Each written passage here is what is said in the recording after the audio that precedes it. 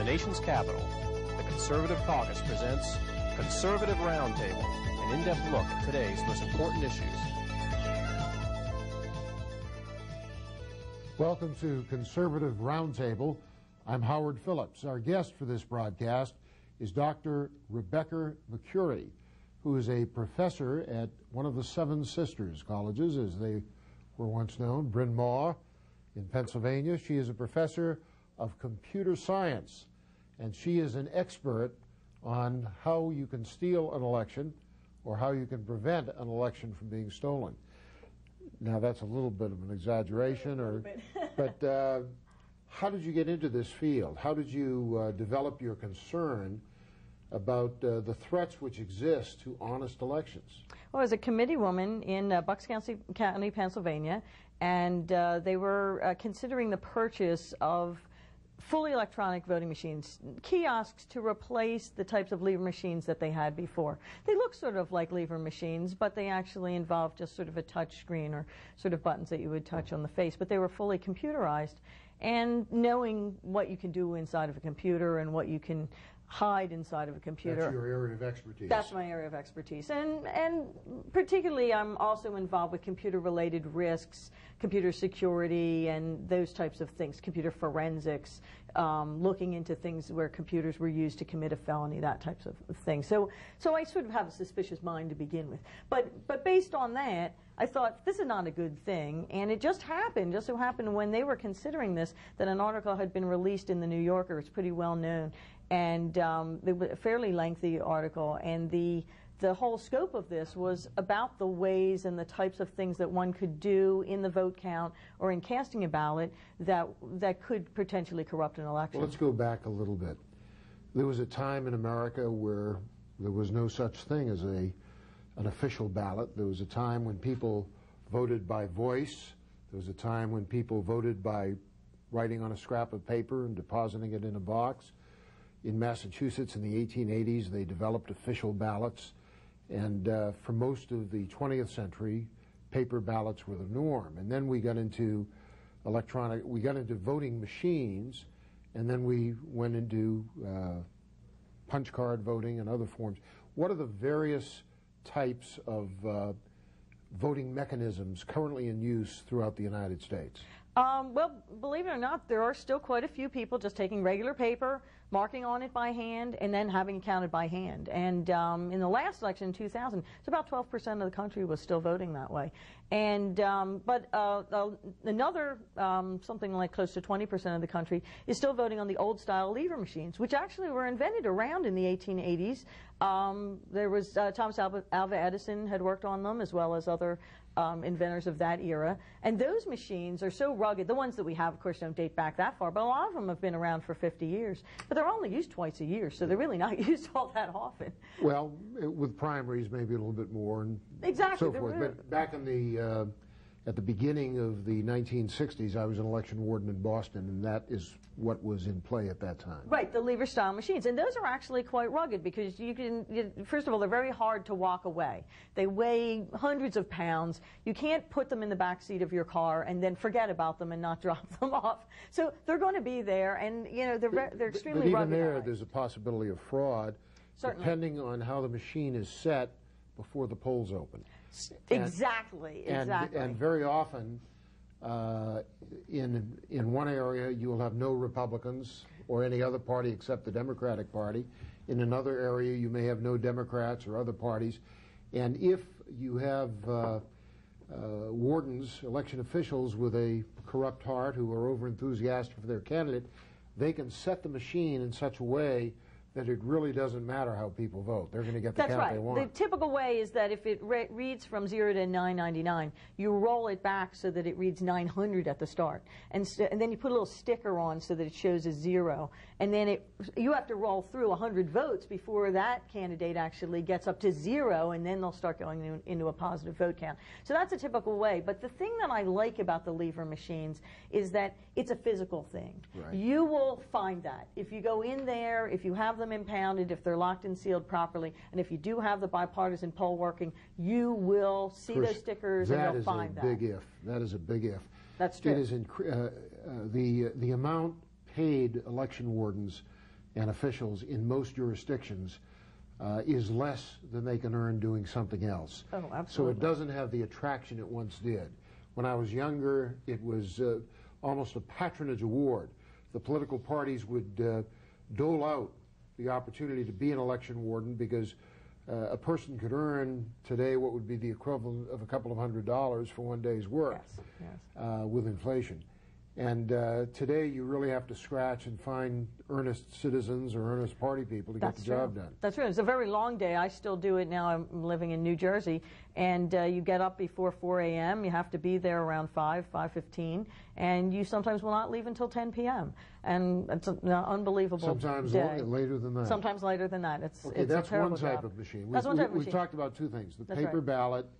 We've talked about the machine. What else is there? Well, they also have the one that I actually like, which is the mark sense, or some people call it the optical scanning. And that's where a person has a pencil or some sort of writing implement, and it's like a connect the dots thing, or it's like an SAT, you know, a multiple choice exam. You fill in the dots, and then that's scanned by a scanner, and the scanners can actually tell the person if they voted incorrectly, like, you know, chose two things instead of one in that particular category. And then that tally is tallied up by the computer, but it does leave this paper so that that can actually be hand recounted. The ones that were the problem in Florida were, of course, the punch cards, and those have been outlawed in most of the states that had them. So they've had to replace those since 2000. Yes, many of the states that had them. A little bit later, we'll talk about Florida because you were one of the workers in Florida. You reviewed the election. You participated in some of the recount activity, and I'd be interested in your sharing with us some of what you learned. But let's continue with the machines. Absolutely. What else is there? They tried internet voting in a couple of primaries back in 2000. That's uniformly not been very acceptable because of the amount of wholesale fraud you could have. There's really no way to check that the person who's voting is the real person who was voting. How do you feel about the mail ballot, as in Oregon? In Oregon, you don't go to the polls anymore. You vote by mail. Yes, and as one of the officials in New York City said, I hope we do it here. We'll have more than 100% turnout if we do it that way. And that was definitely, I really hope that they're persuaded not to do that, because that was definitely a bad choice to go that route. It has been disclosed that people Makes it hard for candidates to peak their campaigns because people do not all vote on the same day, and intervening events which would have an impact on the outcome are no longer in play. Right, and students who are at college or who, you know, are living at home may have registered and then it didn't pick up that they newly registered in their other location. They didn't really do a cross-check across the counties. A lot of the states have this problem. Now with the motor voter registration, you're entitled to still vote by provisional ballot if your name doesn't happen to appear in the rolls. And within the county, they usually keep good records, but they don't share those across the states. In Massachusetts, we always had challenger voting. If you weren't there, you could have what was called a challenge ballot, and it would be set aside and could be counted later if the vote margin was close. And of course, there's the whole question of how you identify yourself when you appear at the polling place.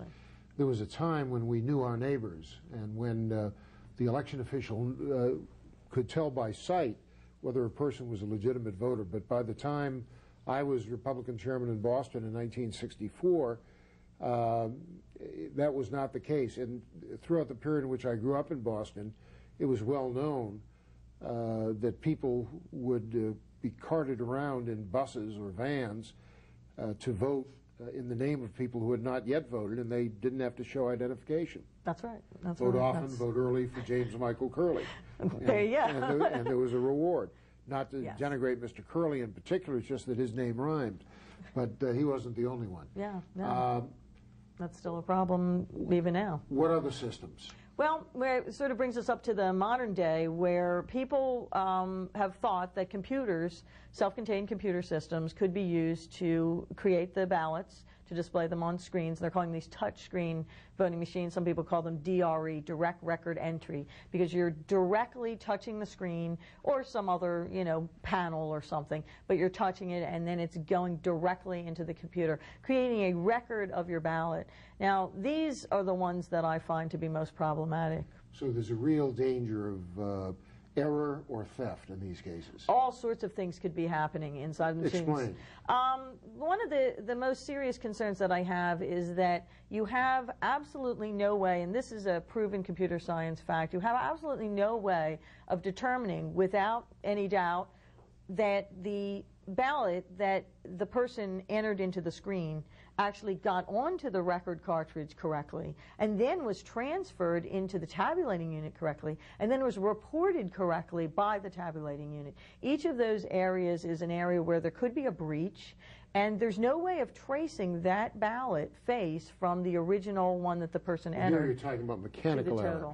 But what about intentional vote theft? This is, it's not just mechanical error. It can actually be done internally to the computer. In other words, it could be done even accidentally, too. If the computer malfunctions, it's basically what we call in computer science garbage in, garbage out. If the computer malfunctions, and for some reason there's a short or the computer program was written in such a way that when you press on one candidate's button, another candidate's tally is being incremented. There's no way to know that, and there's no way to check that. And so once it gets recorded, some of the manufacturers say, well, we record it multiple times. Well, you recorded it wrong, and so you've recorded it wrong multiple times. So now you have these exact images that are recorded multiple times wrong, and the voter can never see that because it's all electrons, and it's computer science. And not only that, we've got all these programs which are being protected not by copyright or by patent, where you'd be able to reveal the codes of that in a court of law if there was a problem or something arose. But some of the vendors are protecting this stuff under trade secret agreements. And so when the communities buy these, they're signing an agreement that says that they will not open the boxes, they will not reveal anything about the functionality of that, and if they do, it will be considered a felony, and they will be hauled into court and possibly jailed. So this is a serious problem. I'm not alleging that it's happened, but conceivably there could be collusion between a candidate, a party, and the company that supplies the computers. Exactly. And many of the companies, a number of them have had felony convictions of various employees as a result of bribery of election officials. There's a case in Louisiana where there is a salesperson who's working for one of the major vendors who is now in jail because he had bribed election officials, and he's now incarcerated. He was convicted. So this is the type of thing that goes on. Now, we haven't been able to prove that there has been this type of bribery going on with the computer, because with the computer, again, you've got those invisible electrons. You can write a program. In fact, I've written these programs. We call them self-modifying code. Again, not for voting machines, but I've written them in other instances. These programs, after they execute, they actually go and delete some of their own operating system or some of their own code that's actually running inside of the machine. And that's certainly possible with these machines. Also, some of the machines have a way that they can be reprogrammed by inserting just a card. And if someone had access to that, they could reprogram them. No one would know that they were reprogrammed. It might be done at the warehouse or in some way that it was done in a private fashion. And then it could be reprogrammed after the election.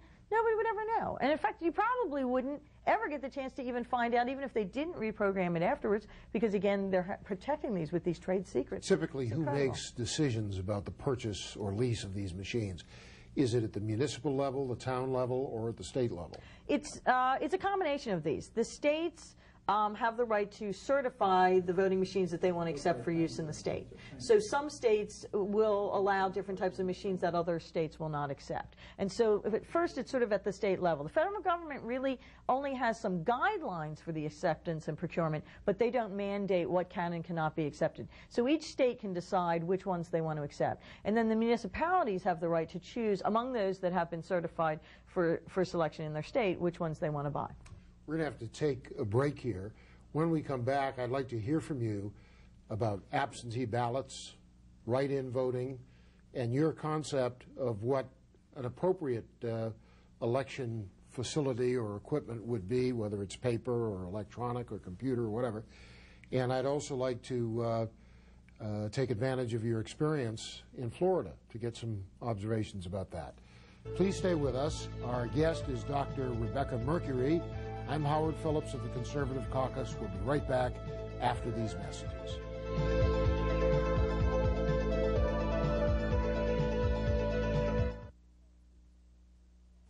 Here's how you can become a citizen lobbyist and influence how your representatives vote. Write a letter to your congressmen and senators. Speak out on a call-in talk radio program. Write a letter to the editor of your local newspaper and call the Conservative Caucus for more information at 703-938-9626. Hello, I'm Howard Phillips. The Conservative Caucus has been actively fighting since 1974 for less expensive government and lower taxes imposed upon the American people by the federal government. If you want to become part of our effort to reduce the size and cost and regulatory burden of the federal government, I hope you will call the number shown on your screen. For more information about the Conservative Caucus, write us at 450 Maple Avenue East, Vienna, Virginia 22180, or call 703-938-9626.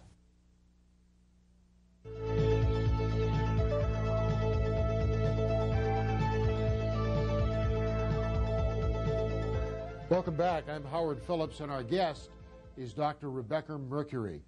Dr. Mercuri, we were talking about various types of systems, and are there any others that we have not yet discussed? I think there's one that you and I were talking about earlier that has some safeguards in it, where there's a printout of your own vote, and you then cast the printout. Yes, actually, how does that work? These systems have not actually been certified for use yet, but we're hoping that they will.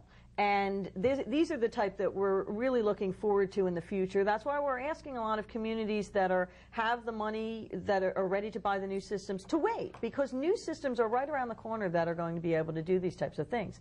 And what we do like the computer-based kiosks, and as a computer scientist, I like seeing good uses of computers. So the computer can actually be used to flag the undervotes, the overvotes, so you don't vote for two candidates when you're only supposed to vote for one, and so on and so forth. So there's various things that the computer can do. But because we really can't do the record keeping properly and do that auditably, it would be great if you could just print it out. After you see it on the screen, you print it out, and you could either just print it out as, you know, all the candidates and those marked that you voted for, or just the ones that you voted for. And then you can see exactly what it is that you voted for, and then you drop that into a ballot box. That would be used for the recount. You can use the computer. That's the closest thing to a paper ballot in terms of a machine. Exactly. Because you hold it in your hands, you see what you've got.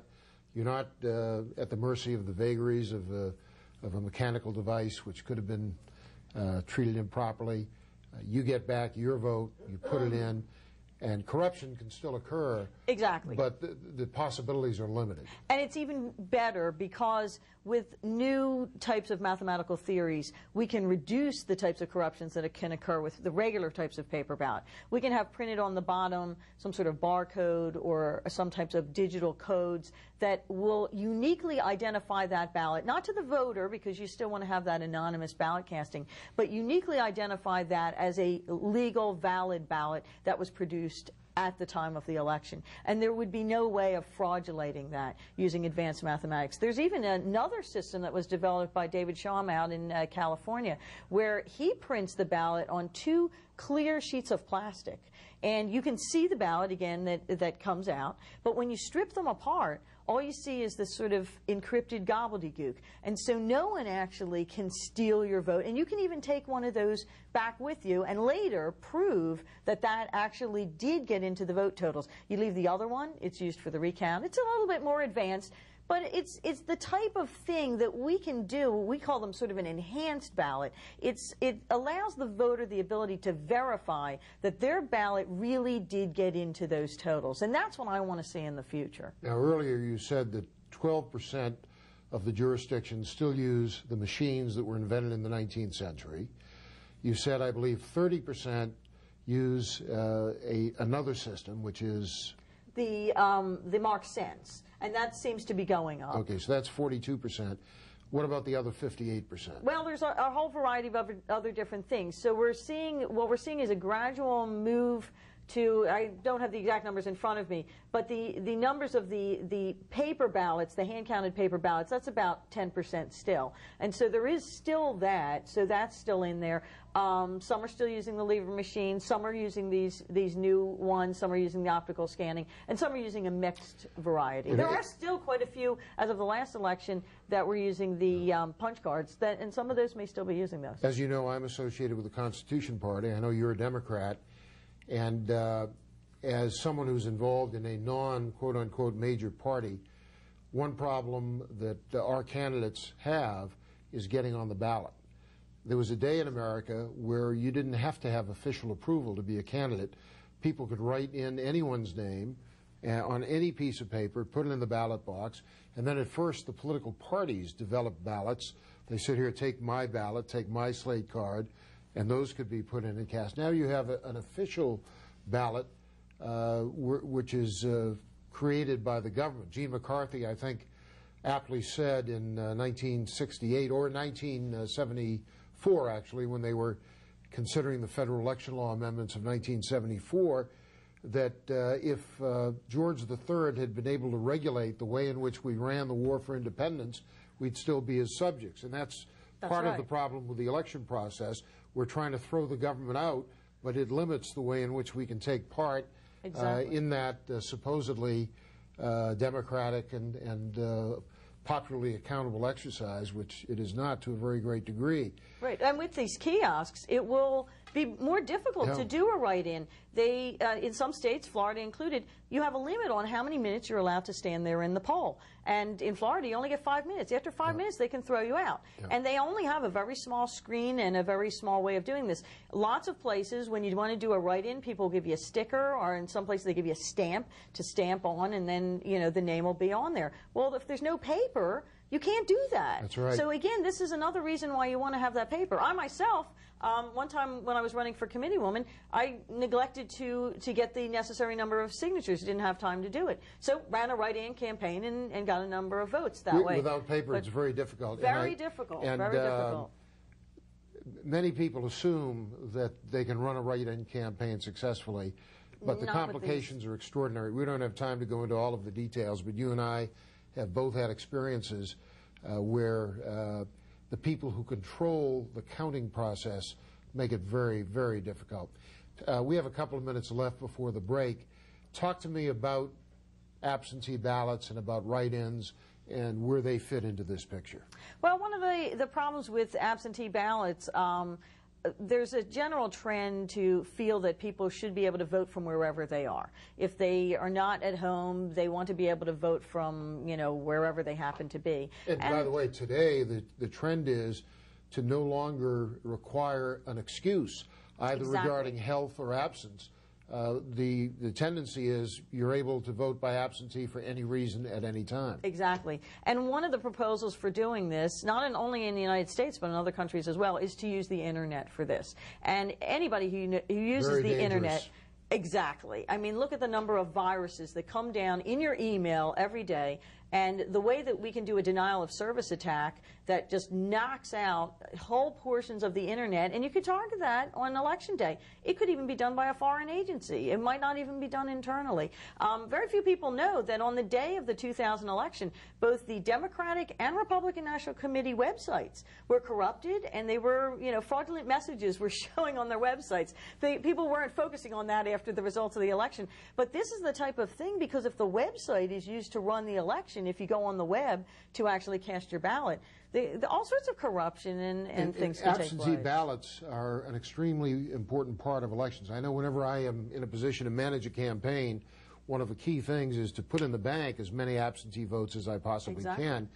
And without any suggestion of corruption or impropriety, it's very likely that if candidate A is encouraging voter B to cast an absentee ballot, voter B is going to vote for candidate A. Right. It just goes with the territory. So you do put votes in the bank if you have an organized absentee ballot campaign. And a lot of people are concerned about our military. The military should have the right to vote. They're serving after all. But I believe that they have the right to vote in a bipartisan environment. And I don't see any reason why there can't be special polling stations set up, maybe at embassies, at foreign embassies, where there would be a way that bipartisan or multi-partisan oversight would occur. Abe Lincoln was the first person to win an election through a corrupt use of the military vote back in 1864. There you go. George McClellan might very well have denied him a second term had it not been for that and other practices in which Lincoln advocates engaged. We have to take a break. We're going to come back and we're going to get to your Florida experience and in the few minutes remaining. Please stay with us. Our guest is election expert Dr. Rebecca Mercuri.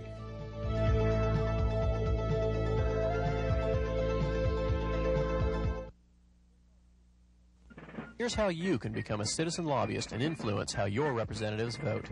Write a letter to your congressmen and senators. Speak out on a call-in talk radio program. Write a letter to the editor of your local newspaper and call the Conservative Caucus for more information at 703-938-9626.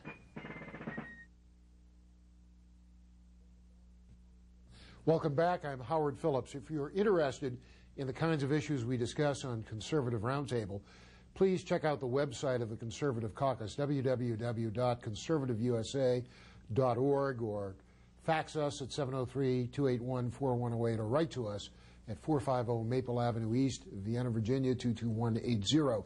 And Dr. Mercuri, your website is on the screen, but why don't you articulate it for us? Yes, www.notablesoftwarealloneword.com, and there's a voting button there, and you can look at that, a lot of details. In the minute or so left, what were the lessons of Florida 2000, and where do we go from here? Well, the lessons of Florida 2000 was that we should have the ability, and in fact we do have the right, to have a recount of our votes.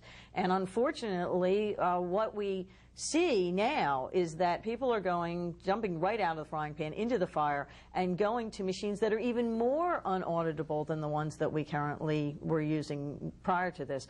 The big fears that I see in the future is that it's basically taking away that whole checks and balances that we had in the past, where people could actually go and do a recount and look at the numbers. Dr. Mercuri, I vote for paper ballots.